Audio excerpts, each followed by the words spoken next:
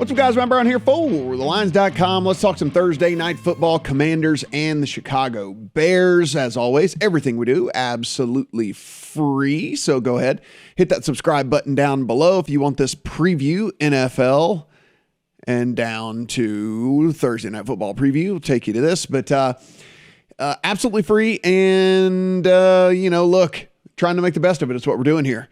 Commanders and Bears. It is, it's almost laughable. I know. And look, I'll make this video short because it is, I know you don't want to waste your time too much on this. What am I going to play and how are we going to go about it?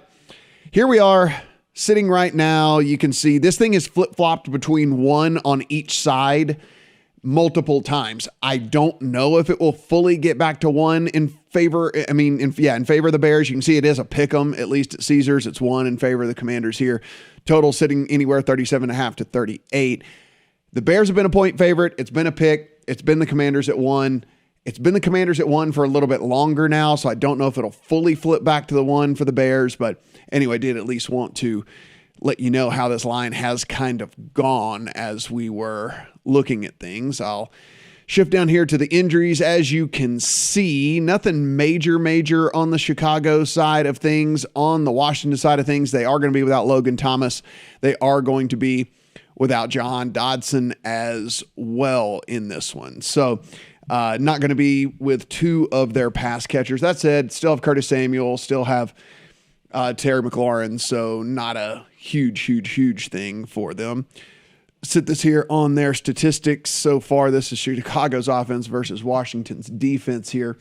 So whenever we look at that, Chicago's offense, guys, look, they're 29th in the NFL DVOA. They're 28th according to Pro Football Focus. Allowing a ton of pressure. They're 30th in the league. Adjusted sack rates dead last in the NFL. They obviously, you've been following along with this because it's been a joke, but they pass the least rate of any team in the NFL by a large margin in this thing. Early down success dead last in the NFL. So now the last couple of weeks, there has been at least a little bit of a step in the right direction for Chicago, but the overall body of work has been pretty terrible. On the Washington defense side of things, we get about a middle of the pack defense, right?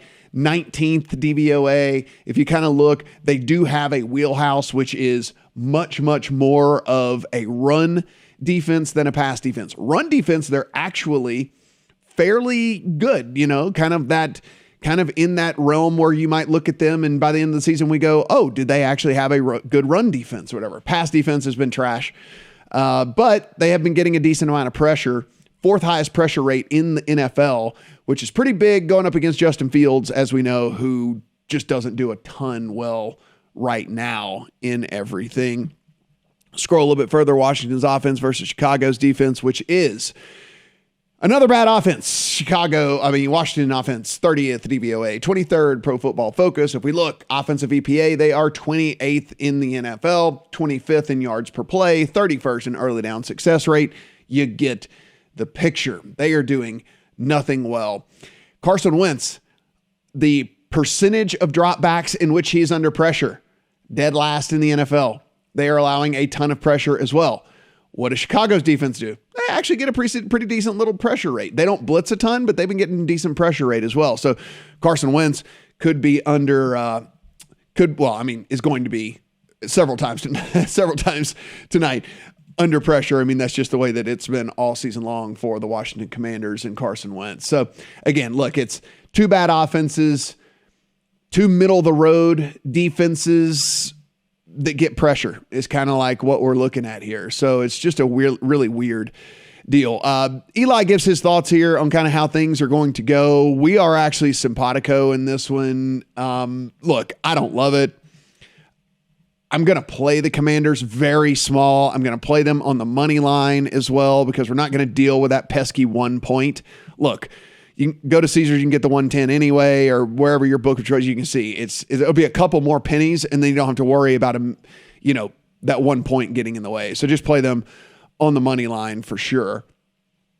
If you're going to play them in this thing, listen, I cannot tell you if you wanted to play whichever team was the underdog in a teaser leg, that would be a bad choice.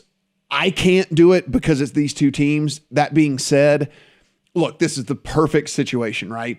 You're taking a 1-point underdog up to an 8-point underdog, and you're getting in a game of 38 points, right? I mean, like, this is just kind of a dream scenario, but good Lord, these two teams, good on you if you want to do it. I mean, listen, I guess there's even an option here if you wanted to do a same game parlay where you could take the underdog up to 8 and then go either over or under, depending on what you think with this total. I actually weirdly feel like this is more of an over lean to me in this thing, just because there is, again, Washington's offense has at least shown some signs of life this year. And then Chicago, like I said, has been at least a little bit better the last couple of weeks. And 38 is just a, ridiculously low total. If you did the same game teaser thing, like we're talking about, you'd take in the current situation where the Bears are the ones that are the underdog, you would take the Bears up to Bears up to 7, I should say, from 1 to 7.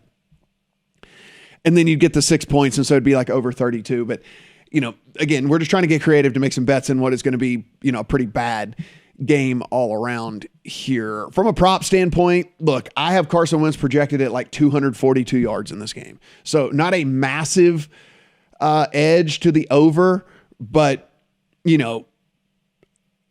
an overplay nonetheless, right? Especially if it's an island game, you don't have a lot of choices, and we're just kind of try to play something tonight. So I have him about 242 yards tonight in this thing. So it's 22-ish, 23-ish, 24-ish yard buffer. Don't pay the 120 for the 217, 110 on the 218, and just play the over. And, again, hope that it's not like he's without some talent to throw the ball to. I mean, like with Curtis Samuel and Terry McLaurin, he does have talent to throw the ball to. And again, like the pass defense for Chicago has not been good at all. So we've got that in the account as well. These are all quarter unit plays, right? Like if this was not a standalone game, we wouldn't be betting it, right? I mean, let's be honest. If this was on a full slate, this game just gets skipped over for sure. But on the island games, we're getting some bets in. We'll make them small just to make this game a little bit more enjoyable. So that's where we're looking there. Same game parlay stuff. Look, again, this just kind of tells the story of a Commanders win. In my opinion, it only pays 3-1, but hey, 3-1 is 3-1. Like you're getting 3 times your money, right? It is the Commanders on the money line. Wentz going over 220 passing yards, like we just said. So, I mean, that's kind of going to be a key to victory here for this team. And then they're going to have to score 17 points, right? I mean, that is a path to Washington winning this game. They win because they score over 17 points and Carson Wentz throws for 220 yards. We're getting 3-1 on our money. Now, if you do want to spice this up just a tad, as we said, one thing this offensive line has been doing is allowing a ton of pressure on Carson Wentz. We know that Chicago's been getting at least a little bit of pressure in there. You can go over here to this team stats. If you wanted to say that the Bears get 2 sacks in this game, let's see, it does. I don't know why it's not taking it right now in this thing, but anyway, I think it bumped it up to like plus 370 or something like that. So, I mean, you can do that if you want to.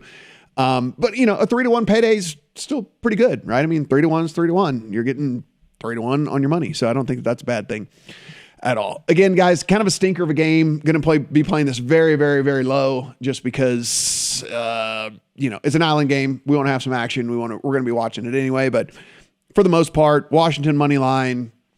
I have a lean to the over. Same game parlay if you wanted to play either team as up to 7 and, either an over and under, however you lean from a points total standpoint. I said I have a slight edge on the over passing yards for Carson Wentz. Like I said, I have it about 242, so that's kind of how I'm going to go with that one as well. Guys, again, everything we do, absolutely free, so please go ahead, hit that subscribe button down below. Let me know in the comment section, how are you playing this thing? I mean, like, obviously, we're expecting kind of a brutal game, so what is your angle? What are you going at? Here's the Discord as well here over on the Lines, absolutely free, and good discussion in there, not only about the NFL, but about golf, about the NBA, about college basketball, all the stuff like that. So get in that community as well. Giveaways in there as well, free money, free gift cards, swag, all that different stuff like that. So you'll want to be a member as well as a subscriber to this channel. Good luck on all your bets here on Thursday Night Football.